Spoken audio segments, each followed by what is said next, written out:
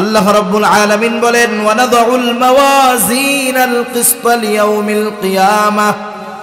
আল্লাহ তাআলা বলেন, আমি কিয়ামতের দিন ইনসাফের আদালত, ইনসাফের বিচারালয় কায়েম করব। এমন এক বিচারালয়, এমন এক আদালত। আল্লাহ তাআলা বলেন, ফালা তুযলামু নাফসুন শাইআ। যেই দিন, যেই আদালতে কারো প্রতি ন্যূনতম জুলুম করা হবে না, কারো প্রতি কোনো বিচার করা হবে না। দুনিয়ার আদালতে বলেন তো ইনসাফ বেশি না জুলুম বেশি? আর একটু জোরে বলেন না, কি বেশি? দুনিয়ার আদালতে একেবারে নিরপরাধ মানুষ জেলখানার মধ্যে ফাঁসির কাস্টে ঝোলার জন্য অপেক্ষা করতেছে, কোনো অপরাধ করে নাই। আবার দুনিয়ার মধ্যে 10 খুন করে মুক্ত বাতাসে দিব্যি ঘুরে বেড়াইতেছে এমন লোক আছে না? নাই, অভাব নাই। দুনিয়ার আদালতে জুলুম আছে, ইনসাফ কম আছে, কিন্তু আল্লাহ তাআলা বলেন আমার আদালতে ন্যূনতম কোনো জুলুম নাই। ফালা তুযলামু নাফসুন শাইআ ওয়া ইন কানা মিসকালা হাববাতিন মিন খারদালিন আতাইনা বিহা। কেউ যদি দুনিয়াতে সরিষা দানা পরিমাণ কোনো আমল করে থাকে, আতাইনা বিহা, ওই আমলটা সহ তাকে হাজির করা হবে। শুধু হাজির করা হবে তা নয়, আল্লাহ তাআলা তার আমলের হিসাবও নিবেন। আল্লাহ তাআলা বলেন, কাফা বিনা হাসিবিন। হিসাব নেওয়ার জন্য আমি আল্লাহই যথেষ্ট। সেজন্য হযরত লোকমান সন্তানরে বুঝাইতেছেন যে, ছেলে, তুমি যদি কোনো পাপ করো, সেই পাপটা যদি এমন জায়গায় করো দুনিয়ার কেউ দেখে না, কেউ জানে না, এমন জায়গায়ও যদি তুমি কোনো পাপ করো, সেই পাপের খবর আছে কার কাছে? কারণ কি? কারণ হলো ইন্নাল্লাহা লাতীফুন খাবীর। আল্লাহ রাব্বুল আলামিনের কাছে সব খবর আছে, তিনি হলেন সূক্ষ্মদর্শী। জমিনের কোথাও যদি একটা শুকনা পাতাও গহীন অরণ্যের মধ্যে পড়ে, ওই পাতা গাছ থেকে জমিনে পড়লে যেই আওয়াজ হয়, ওই আওয়াজটাও আল্লাহ তাআলা শোনে। শুধু তাই না, জমিনের উপরে যখন পিঁপড়া চলে, পিঁপড়া চলার কারণে যে আওয়াজ হয়, ওই আওয়াজটাও আল্লাহ তাআলা শুনতে পায়। ওয়ালাকাদ আতাইনা লুকমানাল হিকমাতা আনিশকুর লিল্লাহ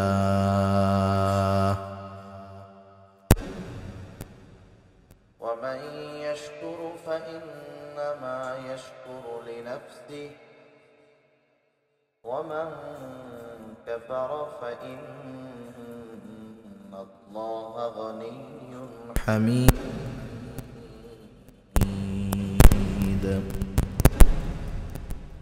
সাদাকাল্লাহুল আলিয়্যুল আযীম। আমরা মুহাব্বতের সাথে দুরূদ শরীফ পাঠ করি। আল্লাহুম্মা সাল্লি আলা মুহাম্মাদিন ওয়া আলা আলি মুহাম্মাদ কামা সাল্লাইতা আলা ইব্রাহিম ওয়া আলা আলি ইব্রাহিম ইন্নাকা হামিদুম মাজিদ।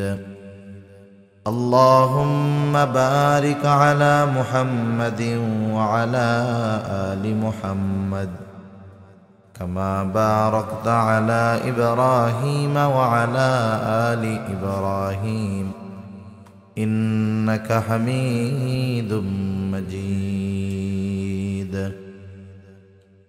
محمد نے آکر कुफर को मिटाया,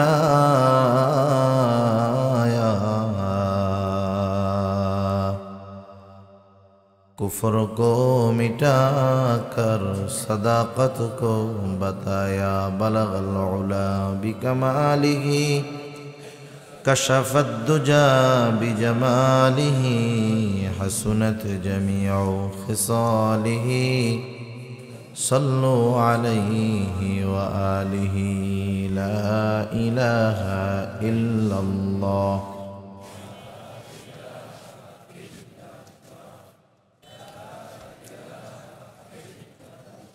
এগুলা শুনে রাখেন একটু কষ্ট করে। এগুলো সরাই ফেলে, সব নামাই ফেলে। পানিটাও লাগবে না, থাক থাক, লাগলে আমি বলবো।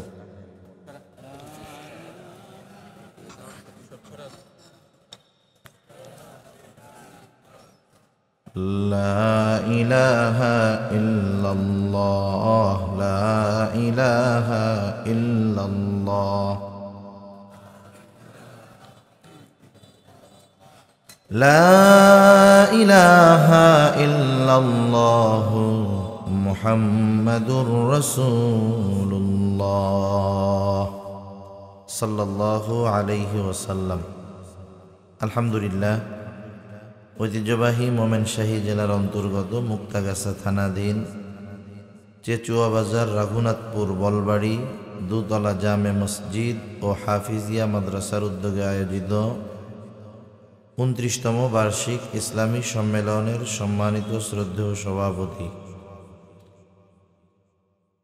আমন্ত্রিত প্রধান অতিথি, বিশেষ অতিথিবৃন্দ সহ সম্মানিত শ্রদ্ধেয় উলামায়ে কেরাম, সামনে উপস্থিত মুরব্বিয়ানে কেরাম, সমবয়সী যুবক বন্ধু, স্নেহের ছোট ভাই এবং পর্দার অন্তরালে অবস্থানরতা সম্মানিত শ্রদ্ধেয় মা ও বোন, দয়াময় আল্লাহ রব্বুল আলামিনের দরবারে অগণিত শুকর যে মহান মালিক হায়াতে বরকত দিয়ে সুস্থ রেখে দীর্ঘ সময় পর্যন্ত উলামা হযরতদের জবান থেকে বহুত গুরুত্বপূর্ণ কথা শ্রবণ করবার, আমাকেও আপনাদের খেদমতে কিছু দিনই কথা পেশ করবার লক্ষ্যে যে মহান মালিক এখানে আসার তৌফিক দিয়েছেন, সেই মহান মানিবকে খুশি করার জন্য মহব্বতের সাথে জবান খুলে অন্তর থেকে আমরা একবার কালিমাতুশ শুকর পাঠ করি, আলহামদুলিল্লাহ।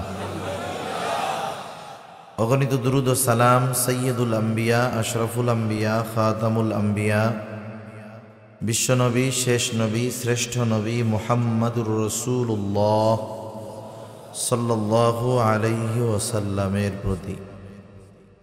আপনারা এতক্ষণ পর্যন্ত খুব গুরুত্বপূর্ণ কথা শুনতেছিলেন। রাত অনেক 11:30। আমি আপনাদের খেদমতে পবিত্র কোরআনুল কারীমের সূরা লুকমানের 2য় রুকু থেকে একটা আয়াত তিলাওয়াত করেছি। যদিও একটা আয়াত তিলাওয়াত করেছি, কিন্তু এই রুকুকে সামনে রেখে কিছু কথা আপনাদের খেদমতে পেশ করবার ইচ্ছায় যে আয়াত তিলাওয়াত করলাম, আল্লাহ সুবহানাহু ওয়া তাআলার কাছে তৌফিক চাই, আল্লাহ তাআলা আপনাদের খেদমতে কিছু কথা আমাকে বলার তৌফিক দান করেন, যে কথাগুলো আমাদের সবার দুনিয়া এবং আখিরাতের জন্য কল্যাণকর হয়। সকলে বলি আমিন। এই দ্বীনি প্রতিষ্ঠান আসলে আপনারা এলাকাবাসী, আপনাদের প্রশংসা আলহামদুলিল্লাহ আসার পরে বেশ শুনছি। সবচেয়ে ভালো লাগছে যে ছাত্র যতজন আছে সবার লজিং আছে, বোর্ডিংয়ে রান্না লাগে না। যেই এলাকার মানুষেরা তালিবুল ইলমদেরকে মহব্বত করে, কোরআনওয়ালাদের মহব্বত করে, কোরআনের ছাত্রদের মহব্বত করে, আশা করা যায় ইনশাআল্লাহ ওই এলাকার মানুষের উপরে আল্লাহ সুবহানাহু ওয়া তাআলার বিশেষ অনুগ্রহ আছে। ঠিক কিনা বলেন? যে ঘরের মধ্যে কোরআনের হাফেজরা, কোরআনের ছাত্ররা খাবে, যারা খাওয়ায়, ওই ঘরওয়ালা যদি অল্প টাকার মালিকও হয়, আল্লাহ সুবহানাহু ওয়া তাআলা তার অল্পের মধ্যে আশা করা যায় বরকত দিয়া দিবে। ঠিক কিনা বলেন? এটা খুব ভালো একটা দিক। কারণ কোরআনের ছাত্র যারা, কোরআনের শিক্ষক যারা, রাসূলুল্লাহ সাল্লাল্লাহু আলাইহি ওয়াসাল্লাম বলেন, খায়রুকুম মান তাআল্লামাল কুরআনা ওয়া আল্লামা, সবচেয়ে শ্রেষ্ঠ মানুষ তো তারা, খায়রুকুম তোমাদের মধ্যে সর্বোত্তম কারা, মান তাআল্লামাল কুরআনা ওয়া আল্লামা, যে কোরআন শিক্ষা দেয় এবং কোরআন শিখে। সুবহানাল্লাহ। যাক, এ ধারাবাহিকতা বজায় থাকুক। আল্লাহ তাআলা আপনাদেরকে, এই প্রতিষ্ঠানকে কবুল করুক। সকলে বলি আমিন। আমি যে রুকু থেকে তিলাওয়াত করেছি, প্রথমত ওই আয়াতের মধ্যে আল্লাহ সুবহানাহু ওয়া তাআলা একজন প্রজ্ঞাবান মানুষ হযরত লুকমান আলাইহিস সালামের ব্যাপারে কিছু কথা বলেছেন। আরেকটা বিষয় শুরুতে আমাদের জানার দরকার, অনেক সময় আমরা মনে করি যে আমরা আমাদের সন্তানদেরকে স্কুলে দিয়ে দিলাম, মাদ্রাসায় দিয়ে দিলাম, স্কুলের শিক্ষক, মাদ্রাসার শিক্ষক আমার সন্তানকে মানুষ বানাবে, এই দায়িত্ব তার, আমি মাস শেষে বেতন দিব, এটাই যথেষ্ট। অনেক ক্ষেত্রে আমরা এমনটা ভাবি আর কি, এমনটা মনে করি যে মাদ্রাসায় দিলাম, এইবার ছেলেটারে মানুষ বানানোর সব দায়িত্ব হুজুরের। স্কুলে দিলাম, ছেলেটাকে মানুষ বানানোর সব দায়িত্ব হুজুরের। আমি মাস শেষে বেতন দিব, ছেলের যা খরচ তাই দিব, আমার কাজ শেষ। আমরা অনেক ক্ষেত্রে সন্তানের ব্যাপারে নিজের দায়িত্ববোধটাকে এতটুকুর মধ্যেই সীমাবদ্ধ করে ফেলি, ঠিক কিনা বলেন? কিন্তু বিষয়টা এমন নয়, বরং একটা সন্তান তার বেস, তার ভিত্তি তার ঘর থেকেই গড়ে ওঠে। একটা ছেলে স্কুল মাদ্রাসায় গিয়ে যতটুকু না শিখে, 4-5 বছর 6 বছর পর্যন্ত যখন সে বাড়িতে অবস্থান করে, তার ভবিষ্যতের ভিত্তি তার মায়ের কাছে, তার পরিবারের কাছ থেকেই গড়ে ওঠে অধিকাংশ ক্ষেত্রে। এজন্য শুধু ওস্তাদদের দায়িত্ব নয়, পিতা হিসাবে প্রত্যেকটা পিতার সন্তানের ব্যাপারে কিছু বিষয় আছে। যে রুকু আপনাদের খেদমতে আলোচনা করার ইচ্ছা পেশ করেছি, হযরত লোকমান তার সন্তানদেরকে কিছু উপদেশ দিয়েছেন, কিছু নসিহত করেছেন।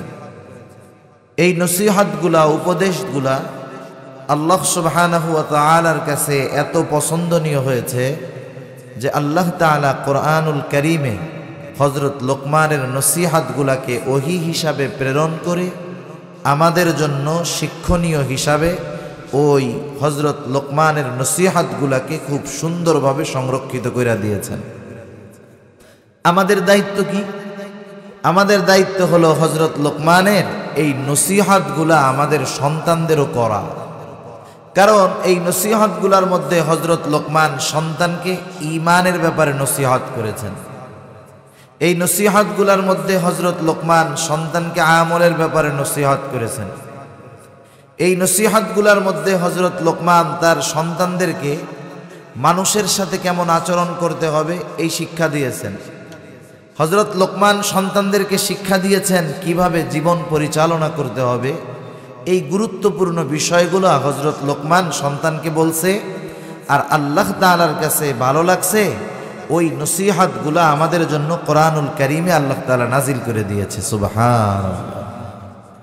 আল্লাহ তাআলার নসিহতগুলো বলার আগে হযরত লোকমান সন্তানদেরকে যেই উপদেশগুলো দিয়েছেন, এই উপদেশগুলো বর্ণনা করার আগে আল্লাহ তাআলা হযরত লোকমানের সামান্য পরিচয় আমাদের সামনে তুলে ধরছেন। এই মাইকের আওয়াজ আরো বাড়ান, মাইকও লাগবে, সাউন্ড বাড়ান, বক্সের আওয়াজ আরো ছাড়েন।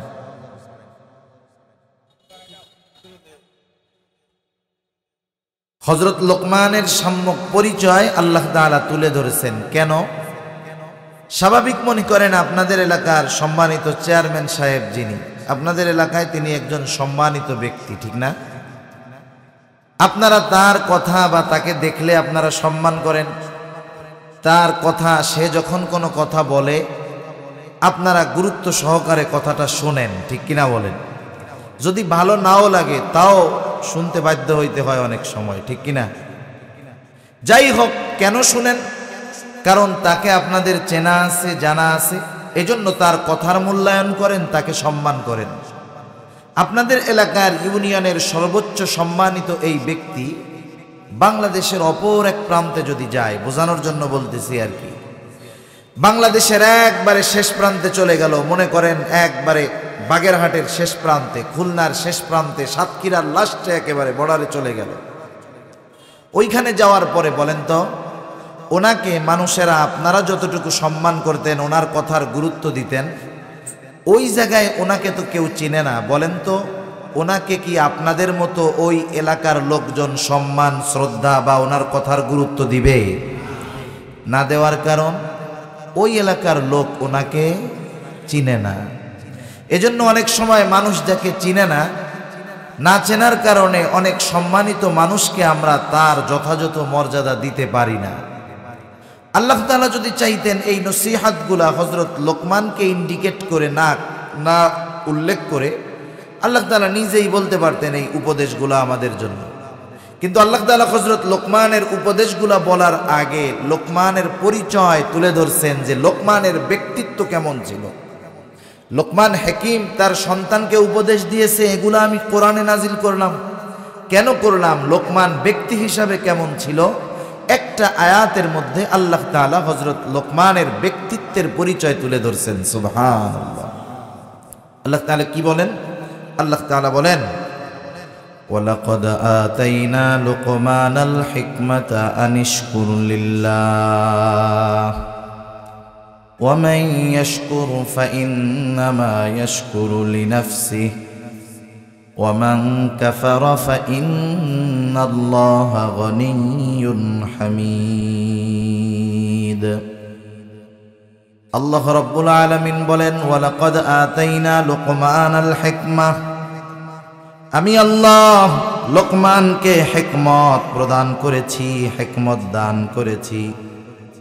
তাফসিরে ইবনে কাসিরের মধ্যে আসছে, হযরতে কাতাদা রাহমাতুল্লাহি আলাইহি থেকে বর্ণিত, তিনি বলেন আল্লাহ রাব্বুল আলামিন হযরত লোকমানকে দুইটা অপশন দিয়েছেন, একটা হলো নবুয়াত আর একটা হলো হিকমত। একটা নবুয়াত, একটা হলো হিকমত। নিঃসন্দেহে এই দুইটা জিনিসের মধ্যে নবুয়াতের মর্যাদা সম্মান বেশি। প্রত্যেকটা নবী হিকমতওয়ালা, কোনো সন্দেহ নাই।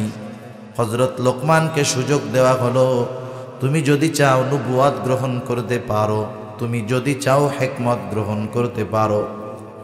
স্বাভাবিক আমাদেরকে যদি সুযোগ দেওয়া হয়, দুইটা অপশন দেওয়া হয়, যেই অপশনটা, যেই সুযোগটা মর্যাদা সম্পন্ন বেশি, ফ্যাসিলিটি বেশি, অবশ্যই আমরা সেটা গ্রহণ করব। মানবিক দৃষ্টিকোণ থেকে মানুষের চাহিদা এটাই বলে। কিন্তু হযরত লোকমান যখন নবুয়াত এবং হিকমত দুইটা থেকে একটা গ্রহণ করার সুযোগ দেওয়া হলো, তিনি নবুয়াত বাদ দিয়ে হিকমতকে গ্রহণ করলেন। প্রশ্ন করা হলো, লোকমান, আল্লাহ তাআলা তো আপনাকে নবুয়াত গ্রহণ করার সুযোগ দিয়েছিলেন, কিন্তু আপনি নবুয়াত বাদ দিয়ে কেন আপনি হিকমতকে গ্রহণ করলেন? হযরত লোকমান বললেন, শোনো, নবুয়াত যদি আল্লাহ তাআলা আমাকে গ্রহণ করার সুযোগ না দিয়ে নিজের থেকে নিজে জিম্মাদারি দিয়ে দিতেন, এই জিম্মাদারি পালন করতে গিয়ে যত রকমের দায়িত্ব, যত রকমের বিষয়ের প্রয়োজন হতো, সব আল্লাহ তাআলা বন্দোবস্ত করতেন। আর আমি যদি নিজের থেকে নবুয়াত গ্রহণ করতাম, এই নবুয়াতের দায়িত্ব পালন করতে গিয়ে আমার যদি কোনো ত্রুটি, বিচ্যুতি, ভুল ভ্রান্তি হয়ে যাইত, তাহলে এর জন্য আমাকে জবাবদিহিতা করা লাগতো। যেহেতু আল্লাহ তাআলা নিজের থেকে আমাকে নবুয়াত প্রদান করেন নাই, এই জন্য আমি নবুয়াত গ্রহণ না করে হিকমতকে গ্রহণ করেছি। কারণ নবুয়াতের দায়িত্ব যদি নিজের থেকে নিতাম, ত্রুটি বিচ্যুতি হইলে আমার জন্য জবাবদিহিতার কাঠগড়ায় আমাকে দাঁড়াইতে হইতো। আর যদি আল্লাহ তাআলা দায়িত্ব দিতেন, এই জিম্মাদারি পালনের জন্য যত ব্যবস্থাপনা গ্রহণের দরকার সব করতেন কে? হযরত লোকমান হিকমতকে গ্রহণ করলেন। হিকমত কাকে বলে? হিকমত হলো প্রজ্ঞা, হিকমত হলো জ্ঞান, হিকমত হলো দ্বীনের বুঝ, হিকমত হলো অবস্থা বুঝে কথা বলা, কাজ করার যোগ্যতা। হিকমত হলো দ্বীনের পরিপূর্ণ বুঝ। হিকমত হলো স্বপ্নের তাওয়ির, স্বপ্নের ব্যাখ্যা। হযরত লোকমানকে আল্লাহ তাআলা হিকমত প্রদান করেছেন। আল্লাহ তাআলা সেই কথাই বলেন, ওয়ালাকাদ আতাইনা লুকমানাল হিকমা, আমি লোকমানকে হিকমত দান করেছি। লোকমান খুব প্রজ্ঞাবান একজন ব্যক্তি ছিলেন। হযরত দাউদ আলাইহিস সালামের জামানা তিনি পেয়েছেন। দাউদ আলাইহিস সালাম নবুয়ত পাওয়ার আগ পর্যন্ত তিনি মানুষের মাঝে মাসআলা বলতেন, ফতোয়া দিতেন। কিন্তু হযরত লোকমানের প্রাথমিক জীবনটা এমন ছিল না। হযরত লোকমান ছাগলের রাখালগিরি করতেন, কিন্তু একটা মানুষ তার মধ্যে যদিও ছাগলের রাখালগিরি করতেন, ছাগল রাখতেন, ওই সময় থেকেই হযরত লোকমানের মধ্যে প্রজ্ঞার উপস্থিতি পাওয়া যাইত। ওনার অনেক হিকমতপূর্ণ কথা আরবের মধ্যে প্রসিদ্ধ ছিল। যেমন হযরত লোকমান এক ব্যক্তির ছাগল লালন পালন করত। একদিন ছাগলের মালিক এসে বলে, ও লোকমান, তুমি আমার জন্য একটা ছাগল জবাই করে আনবা, আর ছাগলের সবচাইতে সুস্বাদু জায়গার গোশত আমার জন্য আনবা। হযরত লোকমান একটা ছাগল জবাই করলো। ছাগল জবাই করার পর ছাগলের জিহ্বা এবং কলিজা এই দুইটা টুকরা এনে মালিকের সামনে হাজির করলো। বলতেছে, মালিক, এই দুই গোশত সবচাইতে সুস্বাদু, সবচাইতে উত্তম। আবার কিছুদিন পর মালিক আবার বলতেছে, ও লোকমান, তুমি আমার জন্য আর একটা ছাগল জবাই করবা, আর ছাগলের সবচাইতে নিকৃষ্ট জায়গার গোশত আমার জন্য আনবা। এইবার হযরত লোকমান আর একটা ছাগল জবাই করলেন। আবার জিহ্বা আর কলিজা এই দুইটা টুকরা আইনা মালিকের সামনে রাখলেন। মালিক আগে বলছে উৎকৃষ্ট গোশত আনবা, এই দুই টুকরা আনছে। এবার বলছে নিকৃষ্ট গোশত আনবা, আবার ওই একই দুই টুকরা আনছে। মালিক এবার বলে, ও লোকমান, তুমি কি আমার সাথে মজা করো নাকি? উৎকৃষ্ট গোশত আনতে বলছি, যা আনছো। নিকৃষ্ট গোশত আনতে বললাম, তাই আনছো। এইবার হযরত লোকমান বলে, মালিক, কারো যদি এই দুইটা জিনিস ভালো হয়ে যায়, তথা জবানটা আর অন্তরটা যদি ভালো হয়ে যায়, সে সবচাইতে ভালো হয়ে যায়। আর যার এই দুইটা জিনিস খারাপ হয়ে যায়, সে সবচাইতে নিকৃষ্ট হয়ে যায়। যার অন্তর আর জবান ঠিক হয়ে যায়, সে সর্বোৎকৃষ্ট মানুষ হয়ে যায়। আর যার এই দুইটা জিনিস নষ্ট হয়ে যায়, সে সবচাইতে নিকৃষ্ট মানুষে পরিণত হয়ে যায়। হযরত লোকমান এইরকম প্রজ্ঞাবান ব্যক্তি ছিলেন। এখন আল্লাহ তাআলা ওনারে হিকমত দিলেন। বলেন তো, এই হিকমতটা তো আল্লাহ তাআলার পক্ষ থেকে একটা নেয়ামত। আমরা তো নেয়ামত বলতে শুধু বুঝি টাকা পয়সা, ধন দৌলত, সম্মান, জ্ঞান, পদ পদবী, এটাই শুধু নেয়ামত, এমনটা নয়। বরং মানুষ যদি ইলম অর্জন করতে পারে, জ্ঞান পায়, এর চাইতে বড় নেয়ামত আর কিছু হতে পারে না। তাহলে হযরত লোকমান যেই হিকমত আল্লাহ তাআলার পক্ষ থেকে পাইলেন, এটা বড় একটা নেয়ামত। এটা কি বলেন না? নেয়ামত। নেয়ামত যদি পাওয়া যায়, শুকরিয়া আদায় করতে হয় কার? একটু জোরে বলেন, কার? আল্লাহ তাআলার শুকরিয়া আদায় করতে হয়। আল্লাহ তাআলা বলেন, আমি লোকমানকে হিকমত দিয়েছি কেন? আনিশকুরু লিল্লাহ, সে জানি আল্লাহ তাআলার কৃতজ্ঞতা প্রকাশ করে, নিয়ামতের শুকরিয়া আদায় করে। হযরত লোকমান ছাগল চড়াইতেন, একটা জামানা গেছে। হযরত লোকমানের ব্যাপারে প্রসিদ্ধি আছে, উনি যখন নসিহত করতেন, ওয়াজ করতেন, হাজার হাজার মানুষ বিভিন্ন জায়গা থেকে ওনার ওয়াজ নসিহত শোনার জন্য আসতো। একদিন উনি মানুষের সামনে নসিহত করতেছেন, শ্রোতাদের মধ্য থেকে একজন দাঁড়ায় গেছে, বলে, লোকমান, আমি আপনার কাছে কিছু বিষয়ে জানতে চাই, একটু বলবেন নাকি? বলে, হ্যাঁ বলো, কি জানতে চাও? বলে, আপনি কি সেই লোকমান যে একটা সময় আমার সাথে জঙ্গলের মধ্যে ছাগল চড়াইতো? আপনি কি সেই লোকমান নাকি? হযরত লোকমান কোনো দ্বিধাদ্বন্দ্বে ভোগেন নাই। প্রশ্নকারী প্রশ্ন করার সাথে সাথে তিনি বললেন, হ্যাঁ, আমি সেই লোকমান যে একটা সময় ছাগলের রাখালগিরি করতাম। একটু শিক্ষণীয় বিষয়টা কি একটু খেয়াল করেন। আমাদের সমাজে, আপনাদের সমাজে হয়তো থাকতে পারে যে এক সময় তার কিছুই ছিল না, একেবারে নুন আনতে পান্তা ফুরাইতো। বুঝেন তো নুন আনতে পান্তা ফুরানি কারে কয়? নুন আনতে পান্তা ফুরাইতো তার এমন অবস্থা। কিন্তু একটা সময় ভাগ্যের চাকা ঘুরে গেছে, অনেক টাকা পয়সা, গাড়ি বাড়ির মালিক হয়ে গেছে। অনেক মানুষ আছে একটা সময় অবস্থা এরকম খারাপ ছিল, এখন টাকা পয়সার মালিক হয়েছে, তারে সহজে চেনাই যায় না। হয় কি হয় না? এইরকম অনেক মানুষ আছে, এক সময় গরিব ছিল, এখন ধনী হয়ে গেছে।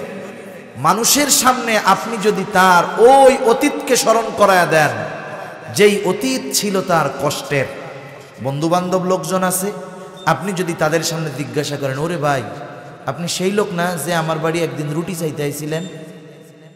ওর মেজাজ গরম হয়ে যাবে না? ও তখন আর অতীতকে অস্বীকার করবে, বলবে, ধর মিয়া, আমি পূর্বপুরুষ থেকেই ধনী, আমার বাপ দাদার সম্পদ ছিল, আমারও সম্পদ আছে, কই তোমার বাড়িতে আমি খাবার চাইতে গেছি? বাদ দাও ওসব ফালতু কথা। এই যে লোকটা কাজ করলো, যেই কাজটা অতীতকে অস্বীকার করলো, তার মানে সে নেয়ামতকে অস্বীকার করলো, আল্লাহ তাআলার নাশকরি করলো। বনি ইসরাইলের প্রসিদ্ধ ঘটনা, 3 ব্যক্তির ঘটনা আপনাদের জানা আছে। একজন ছিল টাকলা, আরেকজনের গায়ে ছিল কুষ্ঠরোগ, আরেকজন ছিল অন্ধ। তারা আল্লাহর কাছে বলতো, আল্লাহ আমাদের এই রোগগুলো যদি ভালো কইরা দিতেন, মানুষের সাথে মিশতে পারতাম। আল্লাহ তাআলা তাদের পরীক্ষা করার জন্য একজন ফেরেশতা পাঠায়া দিলেন। টাকলার কাছে গিয়া বলে, কি চাও? বলে, আমার টাকটা যদি ভালো হয়ে যাইতো খুব খুশি হইতাম, মানুষে আমার আর খেপাইতে পারতো না। ফেরেশতা আল্লাহর আদেশ, মাথার উপরে হাত বুলায় দিল, টাক দূর হয়ে গেল, চুল গজায় গেল। তাকে একটা উট দিয়া বলল, ধরো এই উটটা তোমারে দেওয়া হলো, গর্ভবতী উট, এটার থেকে যা হবে তুমি তোমার সংসার চালাতে পারবা, খরচ চালাতে পারবা। এইবার দ্বিতীয় জনের কাছে গেল, তার গায়ে হলো কুষ্ঠরোগ, কোনো মানুষ তার কাছে বেড়ে না, মানুষের কাছে গেলে মানুষ দূরে চলে যায়। তাকে গিয়ে জিজ্ঞাসা করা হলো কি অবস্থা, সে তার হালত বলল, গায়ে হাত বুলায় দেওয়া হলো, চামড়াটা সুন্দর হয়ে গেল। তারে একটা গরু দেওয়া হইল, যাও। গাভী দেওয়া হলো, গর্ভবতী গাভী, এটার থেকে বাচ্চা হবে, এটা দিয়ে তুমি জীবন চালাবা, রিজিক অন্বেষণ করবা। এবার চলে গেল অন্ধর কাছে, কি দরকার, কি চাও? বলে, চোখটা যদি ভালো হইতো খুব ভালো হইতো। চোখের উপরে হাত বুলায় দিল, চোখটা ভালো হয়ে গেল। একটা ছাগল দেওয়া হলো, গর্ভবতী ছাগল, এইগুলার থেকে বাচ্চা হলো। প্রত্যেকে অনেক উটের মালিক, গরুর মালিক, ছাগলের মালিক হয়ে গেল। দীর্ঘদিন পর আল্লাহ তাআলা পরীক্ষা নেওয়ার জন্য আবার ফেরেশতারে পাঠায়া দিলেন। প্রথম জনের কাছে গিয়ে এবার ফেরেশতা বলতেছে, মানবাকৃতি ধারণ করে আসছে, বলতেছে, ওই আমি তো মুসাফির, অনেক দূরে আমাকে যেতে হবে, তুমি যদি আল্লাহ তাআলা তোমারে অনেক কিছু দিয়েছে, গরু দিয়েছে, উট দিয়েছে, একটা উট যদি আমারে দিতা আমি আমার গন্তব্যে পৌঁছায়া যেতে পারতাম। সে বলল, না, উট টুট দেওয়া যাবে না। এইবার ফেরেশতা তো মানবাকৃতিতে আসছে, বলতেছে, হায় তুমি তো সেই লোক যে একটা সময় টাক ছিল, কোনো সম্পদ তার ছিল না, আল্লাহ তাআলা দয়া করে তোমার টাক মাথায় চুল গজানোর ব্যবস্থা করলো, উট দিল, বরকত দিল, তুমি কি সেই লোক না? এবার সে কয়, না না, আমার বাপ দাদা আগের থেকেই ধনী, এগুলো আমাদের পূর্বপুরুষের সম্পদ। এইবার ফেরেশতা দোয়া করতেছে, তুমি যদি মিথ্যা বলে থাকো তাহলে তোমার আগের অবস্থা যেমন ছিল আল্লাহ জানি তেমনটাই করে দেয়। এইবার দ্বিতীয়টার কাছে গেছে, যেটার কুষ্ঠরোগ ছিল, ও একই আচরণ করলো। বলে, তুমি যদি মিথ্যা বলে থাকো তোমার অতীতে যেই অবস্থা ছিল আল্লাহ তাআলা জানি সেই অবস্থায় আবার ফিরায় নেয়। এইবার গেছে লাস্টে যে অন্ধ, ছাগল যারে দিছে তার কাছে যাওয়ার পরে বলতেছে, ভাই আমি মুসাফির, আমার অনেক দূর যেতে হবে, টাকা পয়সা নাই, একটা ছাগল যদি দিতা ওইটা বিক্রয় করে আমি আমার প্রয়োজন মেটাতে পারতাম, বাড়ি ফিরতে পারতাম। ওই লোকটা বলতেছে, ভাই একটা নয়, তোমার যতগুলা প্রয়োজন তুমি সবগুলা নিয়ে যাও, তোমার যতগুলা দরকার তুমি নিয়ে যাও, কোনো অসুবিধা নাই, কারণ একটা সময় আমার কিছুই ছিল না, আমাকে আল্লাহ তাআলা এইগুলা দিয়েছে। আগের দুইজন অতীত অস্বীকার করছে, আর শেষের জন অতীত অস্বীকার করে নাই। খোঁজ নিয়ে দেখবেন সমাজে যেই মানুষগুলা অতীতকে অস্বীকার করে বেশিরভাগ নাশকর বান্দা, এরা আল্লাহর নেয়ামতের কৃতজ্ঞতা প্রকাশ করে না। কারণ কোনো ব্যক্তি যদি গরিব থেকে ধনী হয় আর অতীতের কথা যদি তার মনে থাকে, আল্লাহ তাআলার কৃতজ্ঞতা সে যদি প্রকাশ করে, সম্পদের কারণে সে কখনো অহংকারী হয় না, অতীতকে ভুলে না, বরং সে অতীতকে মনে করে আরো বিনয়ী হয়ে যায়। হযরত লোকমানের অন্যতম গুণ, তিনি এত বড় মাপের ব্যক্তি হওয়ার পরেও তিনি অতীতকে অস্বীকার করেন নাই। তিনি বললেন, হ্যাঁ আমি সেই লোকমান যে অতীতে এক সময় ছাগল চড়াইতো। তাহলে আপনি এত বড় জ্ঞানী কি করে হলেন, সম্মান কিভাবে পেলেন?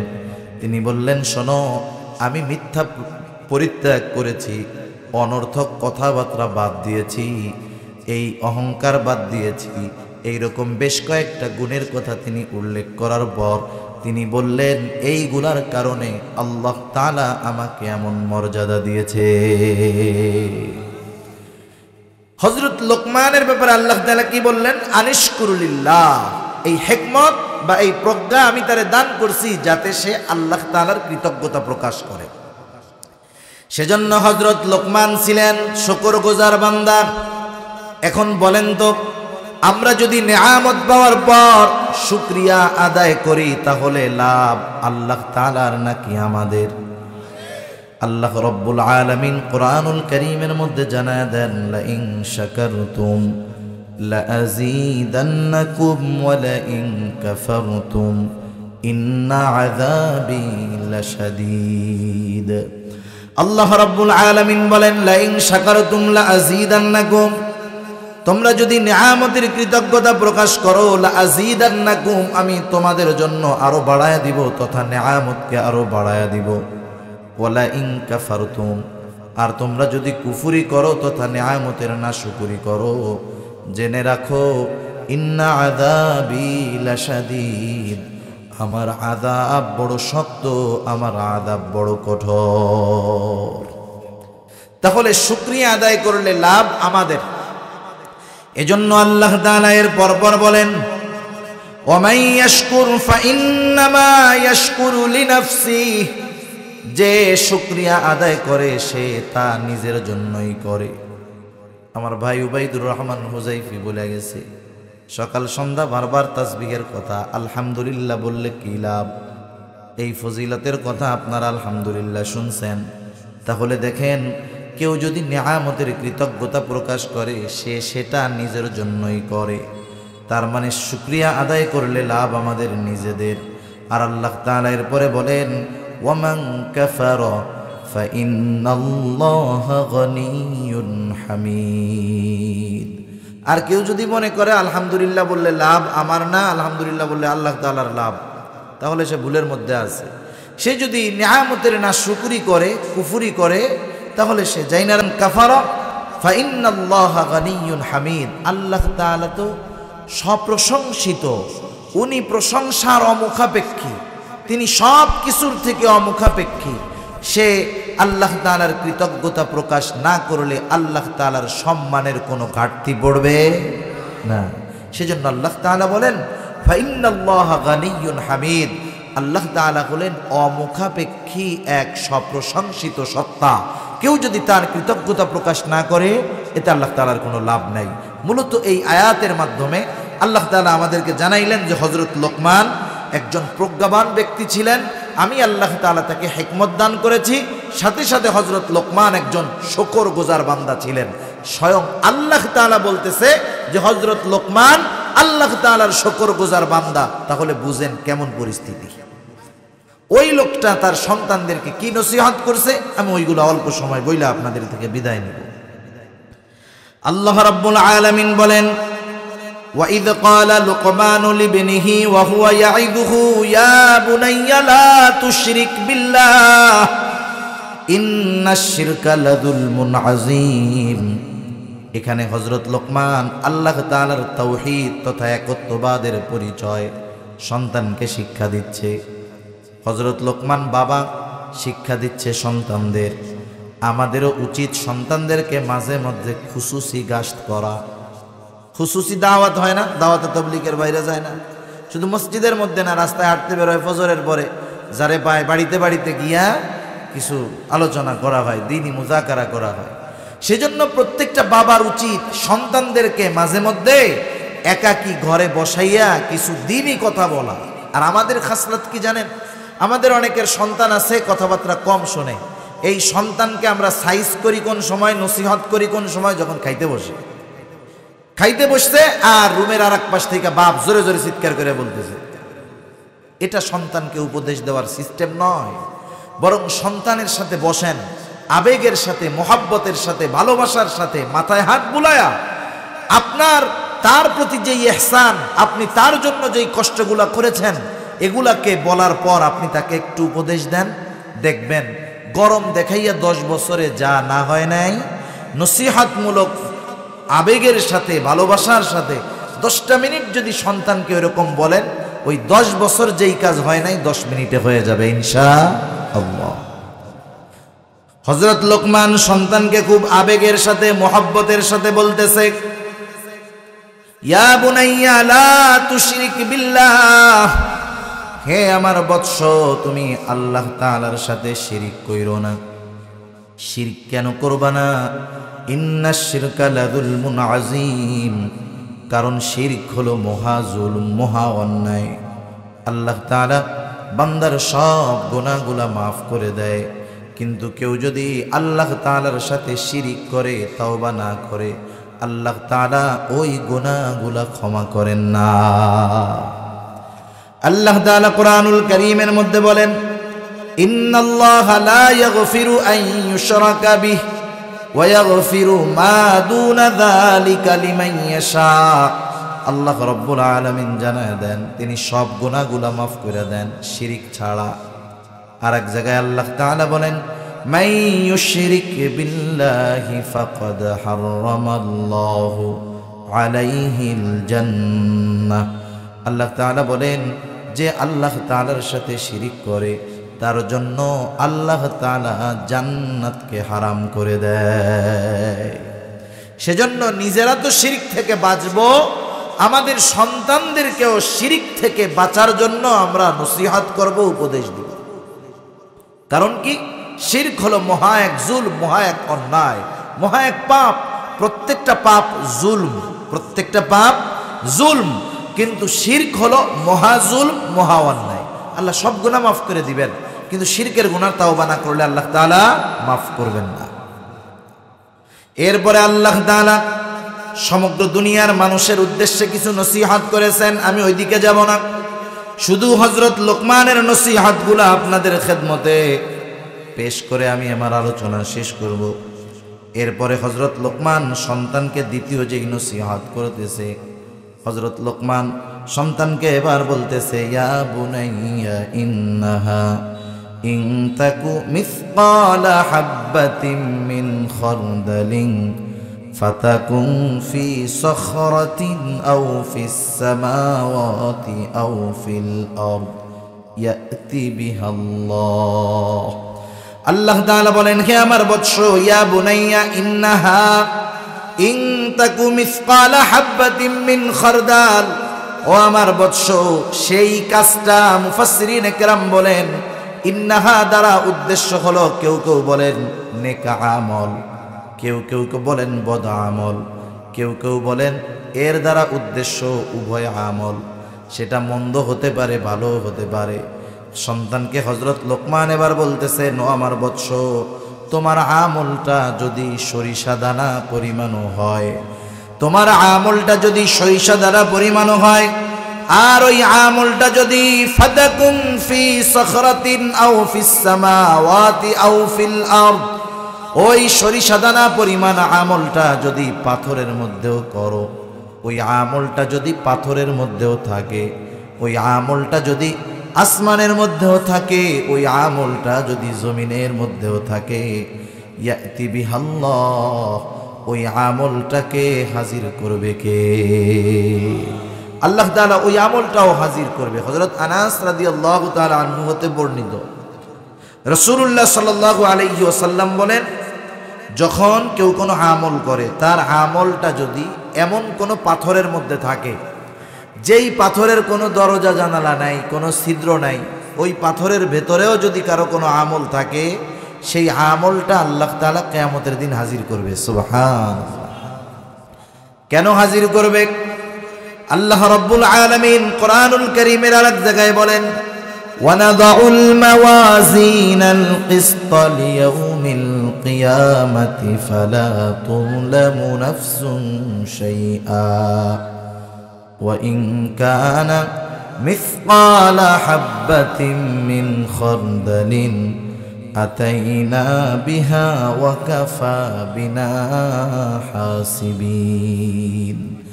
আল্লাহ রাব্বুল আলামিন বলেন, ওয়ানাদাউল মাওয়াজিনাল কিসতা লিয়াউমিল কিয়ামাহ, আল্লাহ তাআলা বলেন আমি কিয়ামতের দিন ইনসাফের আদালত, ইনসাফের বিচারালয় কায়েম করব।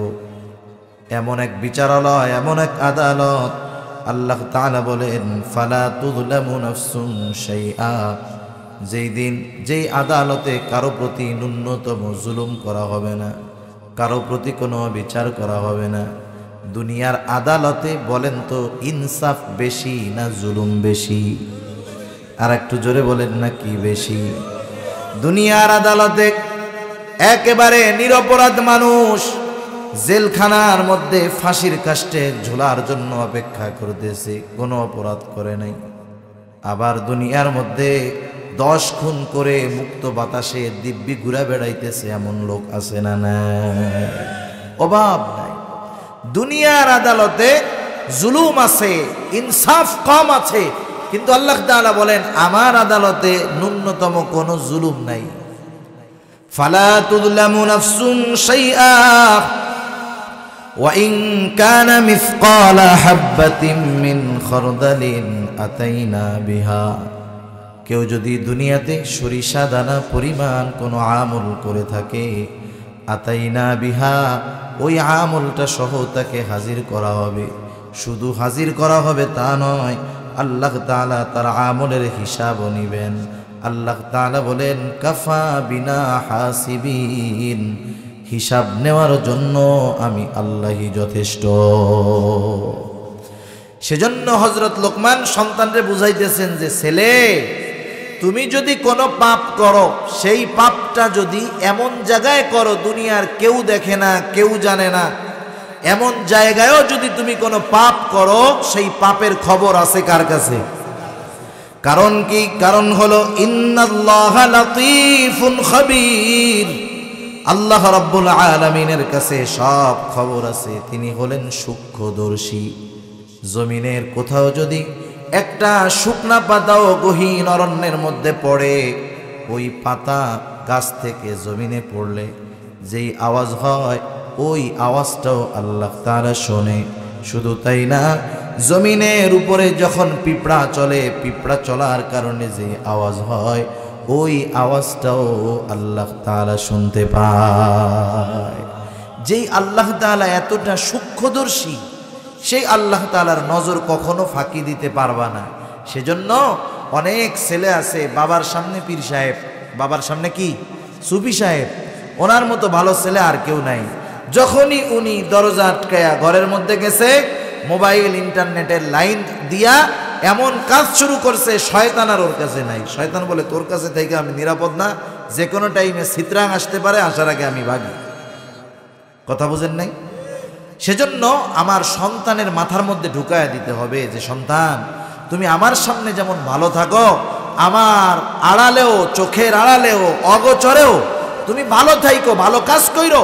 কারণ তুমি যদি একাকী কোনো মন্দ কাজ করো, সেটাও আল্লাহ জানেন। আবার একাকী যদি তুমি কোনো ভালো কাজ করো, সেটার খবরও জানেন কে? এরপরে হযরত লোকমান সন্তানকে আমলের শিক্ষা দিচ্ছেন।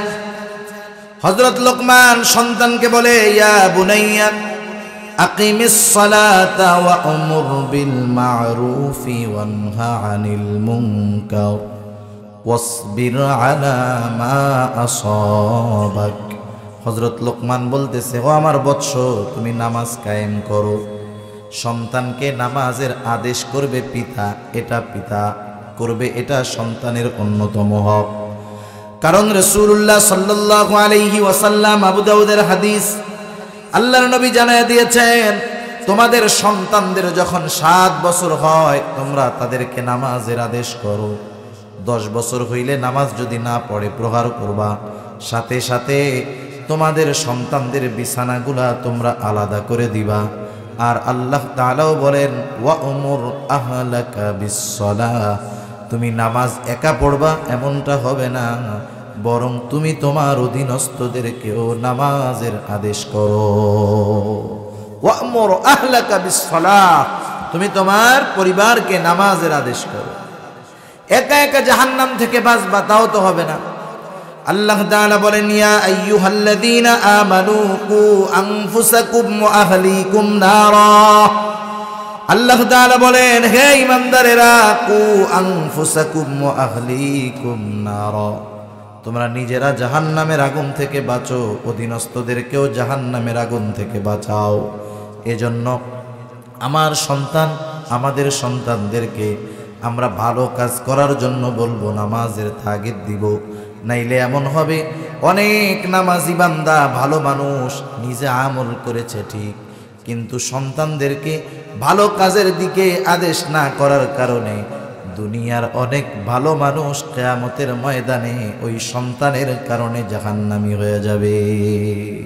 সেজন্য সন্তানকে নামাজের আদেশ করতে হবে। হযরত লোকমান সন্তানের আদেশ করেছে। এরপরে বলতেছে ওয়া'মুর বিল মা'রুফি ওয়ানহা আনিল মুনকার, সাথে সাথে যেই কাজটা করবা ভালো কাজের আদেশ করবা, অসৎ কাজের নিষেধ করবা। আমরা হলাম শ্রেষ্ঠ উম্মত, শ্রেষ্ঠ নবীর শ্রেষ্ঠ উম্মত, তাই না? নবী যেমন শ্রেষ্ঠ, তার উম্মতও তেমন শ্রেষ্ঠ। তবে এই শ্রেষ্ঠত্বের ভিত্তি কি, কোন কারণে আখেরি জামানার নবীর উম্মতের শ্রেষ্ঠত্ব, আল্লাহ তাআলা সেটাও কোরআনুল কারীমে আমাদেরকে জানায় দিয়েছেন। আল্লাহ তাআলা বলেন, কুনতুম খায়রা উম্মাতিন উখরিজাত লিন-নাস তা'মুরুনা বিল মা'রুফি ওয়া তানহাউনা আনিল মুনকার ওয়া তু'মিনুনা বিল্লাহ। তিনটা জিনিস যদি এই উম্মতের মধ্যে পাওয়া যায়, যার মধ্যে পাওয়া যাবে সে শ্রেষ্ঠ উম্মত। আল্লাহ তাআলা বলেন, তোমরা হইলা শ্রেষ্ঠ উম্মত, তোমাদেরকে মানুষের কল্যাণের জন্য বের করা হয়েছে। এখন কোন কাজ করলে শ্রেষ্ঠ উম্মত? আল্লাহ তাআলা বলেন, তা'মুরুনা বিল মা'রুফ ওয়া তানহাউনা আনিল মুনকার, তোমরা ভালো কাজের আদেশ করবা, অসৎ কাজের নিষেধ করবা।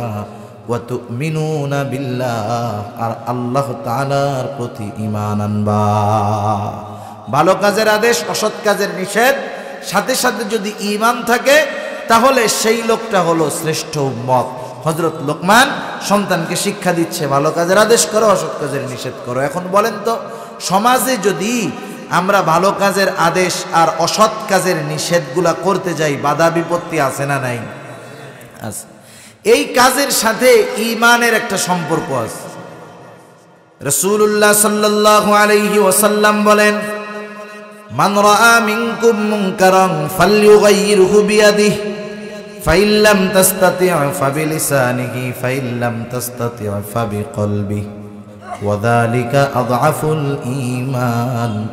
নবীজি বলেন, তোমরা যখন কোনো মন্দ কাজ দেখবা, অন্যায় কাজ দেখবা, মান রাআ মিনকুম মুনকারান ফালইয়ুগাইয়িরহু বিয়াদিহি, প্রথমত দায়িত্ব হলো যদি ওই কাজটাকে বাধা দিয়ে ওই মন্দ কাজটাকে ফিরাইয়া দেওয়ার ক্ষমতা থাকে, তাহলে দায়িত্ব হলো ওই কাজটাকে থামায়া ভালো কাজ দ্বারা পরিবর্তন করতে হবে। নবীজি বলেন নাই যে থামায়া দিবা, বরং বলছে ফালইয়ুগাইয়িরহু বিয়াদিহি, হাত দ্বারা ওই কাজটাকে তোমরা পরিবর্তন করে দিবা। মানে মন্দ কাজ আছে, কাজটারে ভালো কাজের দিকে নিয়ে যাইতে হবে। গানে বাধা দিছো, ওই জায়গায় একটা ভালো কাজ চালু করে দাও। এখন তোমার ভালো কাজ হাত দিয়ে বাধা দেওয়ার ক্ষমতা নাই, দিলে জান যেতে পারে। নবীজি সাল্লাল্লাহু আলাইহি ওয়াসাল্লাম বলেন, ফাইল্লাম তাসতাতি' ফাবিলিসানি, তুমি জবানের মাধ্যমে ওই কাজের বাধা প্রদান করো, জবান দিয়ে বলবা তাও বিপদ। নবীজি বলেন, ফাইল্লাম তাসতাতি' ফাবিকলবি ওয়া যালিকা আযআফুল ঈমান, তুমি এখন জবান দিয়েও বাধা দিতে পারো না, কি করবা? অন্তরে অন্তরে ওই কাজের তুমি বিরোধিতা করবা। আল্লাহ রাসূল সাল্লাল্লাহু আলাইহি ওয়াসাল্লাম বলেন, যখন কোথাও কোনো খারাপ কাজ সংগঠিত হয়, সব মানুষ খারাপ কাজ করতেছে, এর মধ্যে একজন ভালো, সব মানুষগুলারে তার বাধা দেওয়ার মতো ক্ষমতা নাই, সবার মধ্যে সে আছে, তার আশেপাশে মন্দ কাজ হইতেছে, কিন্তু তার অন্তরের মধ্যে ব্যথা, আল্লাহর কাছে বলতেছে, আল্লাহ এই কাজ খারাপ কাজ, আমি তো অক্ষম, আমার বাধা দেওয়ার ক্ষমতা নাই, আয় আল্লাহ আপনি আমার মাফ করে দেন। এই লোকটা ওই গুনার কাজের মধ্যে থাকার পরেও যখন সে অন্তরের দ্বারা এই কাজের বিরোধী, সে কেমন যেন ওই জায়গায় ছিল না, ওই কাজের সাথে সে জড়িত ছিল না, শুধুমাত্র অন্তরে বিরোধিতা করার কারণে। আর একজন আছে সৌদি আরব, এলাকায় অপরাধ হইতেছে, তার কাছে ফোন দিয়ে বলা হইলো যে এই কাজটা তো হইতেছে, করমু? বলে হ্যাঁ কর। এলাকায় লোকজন খারাপ কাজ করতেছে, সে ওমরা পালন করতেছে, কিন্তু এই খারাপ কাজের সমর্থন দেওয়ার কারণে ওই জায়গায় অনুপস্থিত থেকেও সে ওই খারাপ কাজ করনেওয়ালাদের অন্তর্ভুক্ত হয়ে যায়। সেজন্য আমরা ভালো কাজের আদেশ করব, অসৎ কাজের নিষেধ করব যতটুকু সম্ভব। এখন এই কাজ করতে গেলে বাধা আসবে, এটা স্বাভাবিক। হযরত লোকমান সন্তানকে সেই কথাই বলেন, ওয়াসবির আলা মা আসাবাক। এই কাজ করতে গিয়ে যখন তোমার উপরে কোনো মুসিবত আসবে, বিপদ আসবে, তুমি সবর করো। কারণ কি, ইন্না যালিকা মিন আজমিল উমুর, এটা মহা বড় একটা বিষয়। সেজন্য এই কাজে বিপদ আপদ আসতে পারে, একটু বিপদ আপদ আসলে সবর করবা। এরপরে হযরত লোকমান সন্তানকে নসিহত করতেছে, ওয়ালা তুসাইর খাদ্দাকা লিন্নাস ওয়ালা তামশি ফিল আরদি মারহা। হযরত লোকমান বলতেছে, আমার বৎস, তুমি মানুষের দিক থেকে কখনো মুখ ফিরায় কথা বলবা না, অর্থাৎ অহংকার নিয়ে কখনো তুমি মানুষের সাথে কথা বলবা না, মানুষের সাথে কখনো তুমি অহংকার করবা না। কারণ অহংকার এটা হলো আল্লাহ তাআলার চাদর। হাদিসে কুদসির ভিতরে আসছে, আল কিবরিয়া উরিদয়, অহংকার হলো আমার চাদর। আসমান জমিনে সংগঠিত প্রথম পাপ হিংসা আর অহংকার। শয়তান এই দুইটা জিনিস কইরা সারা জিন্দেগির আমল বরবাদ হয়ে গেছে, আল্লাহ তাআলার লানত প্রাপ্ত হয়ে গেছে। এজন্য নবীজি বলেন, লা ইয়াদখুলুল জান্নাতা মান কানা ফি কলবিহি মিসকালা হাববাতিন মিন কিবর। কারো অন্তরের মধ্যে যদি সরিষা দানা পরিমাণ অহংকার থাকে, সে জান্নাতে প্রবেশ করতে পারবে না। আমরা মানুষ, আমাদের সৃষ্টির মূল হলো মাটি। আবার দেখেন, আমাদের সৃষ্টির যেই প্রক্রিয়া আল্লাহ তাআলা করেছেন, মা বাবার মিশ্র নাপাক পানি থেকে আমাদের সৃষ্টি। আমরা যদি আমাদের এই অবস্থার কথা চিন্তা করি, অহংকার আসা তো দূরের কথা, বরং নিজের প্রতি নিজের ঘৃণা চলে আসবে। সেজন্য অহংকার করার কোনো কিছু নাই। ক্ষমতার অহংকার, জ্ঞানের অহংকার, আমলের অহংকার। ফেরাউনের চাইতে ক্ষমতাধর মানুষ তো দুনিয়ায় এখন নাই, আছে নাকি? শেষ, কোনো লাভ হয় নাই। সম্পদের অহংকার করে কোনো লাভ নাই। কারুনের মতো সম্পদওয়ালা কেউ আছে?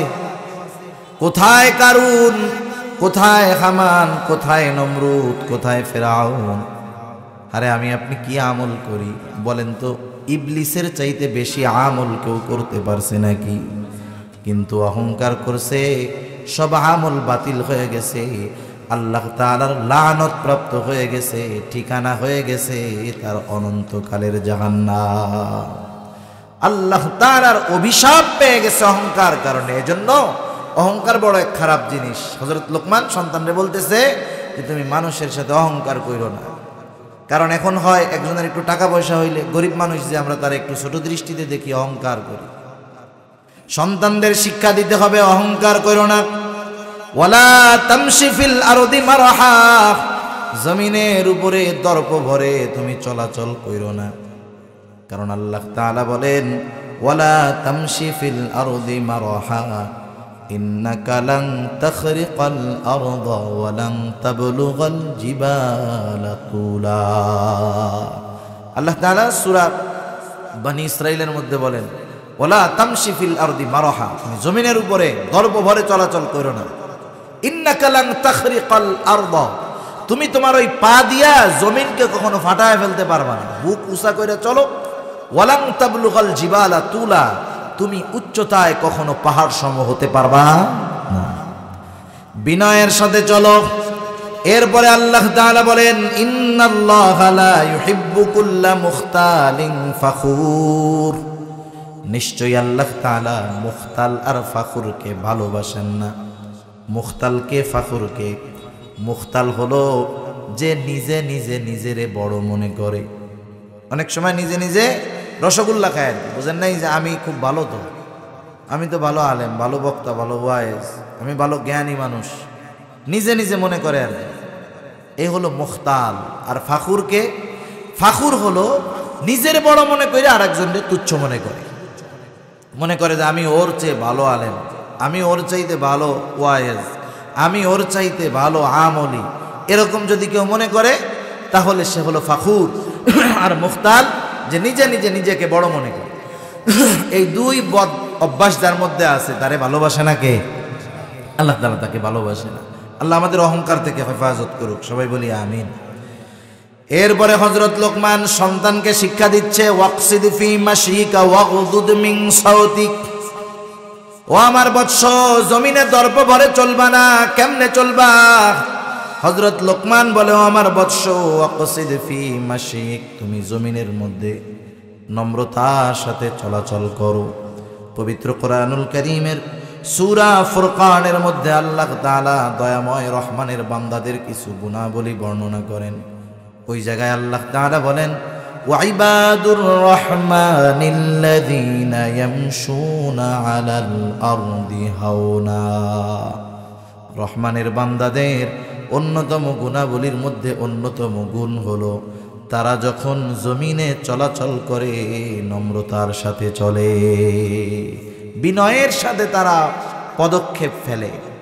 হযরত লোকমান সন্তানকে সেই কথা বলতেছে, ওয়াকসিদ ফি মাশিক, তুমি জমিনের মধ্যে মধ্যম পন্থা অবলম্বন করে হাঁটো, একেবারে বিনা কারণে অতি জোরে চলো না, আবার ওই নাসারাদের মতো একেবারে ধীরে ধীরেও চইল না, মধ্যম পন্থা অবলম্বন করে হাঁটো। এটা হলো হাঁটার আদব। এরপরে বলেন, ওয়াগদুদ মিন সাউতিক, তুমি তোমার কণ্ঠস্বরকে নিচু রাখো, অর্থাৎ অপ্রয়োজনে তোমার কণ্ঠ উঁচু করো না, চিৎকার চেঁচামেচি করো না। অনেক সময় আমাদের সাথে যখন কারো কোনো তর্ক হয়, কথাবার্তা হয়, আমরা মনে করি আমার গলাটা যদি উঁচু করতে পারি আমি মনে হয় পাস। করে না এরকম? দুজনে লাগছে, ও এত জোরে বলে আর একজনের কথা শোনাই যায় না, ও তো মনে করতেছে আমি খুব ভালো কাজ করতেছি, আমার চাইতে বীর আর কে আছে।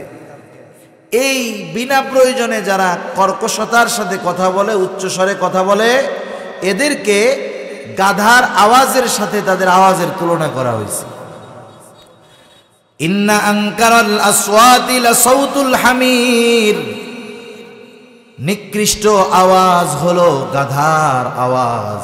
সেই জন্য কর্কশতার স্বরে বিনা প্রয়োজনে উচ্চস্বরে আমরা কথা বলবো না। হযরত লোকমান সন্তানদেরকে এখানে শিক্ষা দিয়ে দিলেন। এক নাম্বার শিক্ষা দিলেন তাওহীদের শিক্ষা, ঈমানের শিক্ষা। দুই নাম্বার শিক্ষা দিলেন আল্লাহ তাআলার ইলমটা কেমন, এটার শিক্ষা। তিন নাম্বার শিক্ষা দিলেন আমলের শিক্ষা। চার নাম্বার শিক্ষা দিলেন মানুষের সাথে চলাফেরার এই শিক্ষা।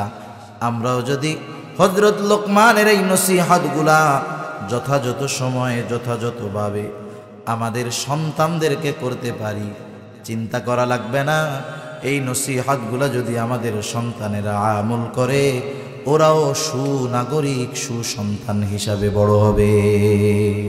সেজন্য সন্তানকে মানুষ বানানোর দায়িত্ব শুধু শিক্ষকদের দিলে হবে না, নিজেদেরও কিছু দায়িত্ব পালন করতে হবে। আল্লাহ সুবহানাহু ওয়া তাআলা যে কথাগুলো আলোচনা হলো এই কথা অনুযায়ী আমাদের প্রত্যেককে আমল করবার তৌফিক দান করুক। সবাই বলি আমিন, আরো জোরে বলি আমিন। ওয়া আখিরু দাওয়ানা আলহামদুলিল্লাহি রাব্বিল আলামিন। আসসালামু আলাইকুম ওয়া রাহমাতুল্লাহি ওয়া বারাকাতুহু।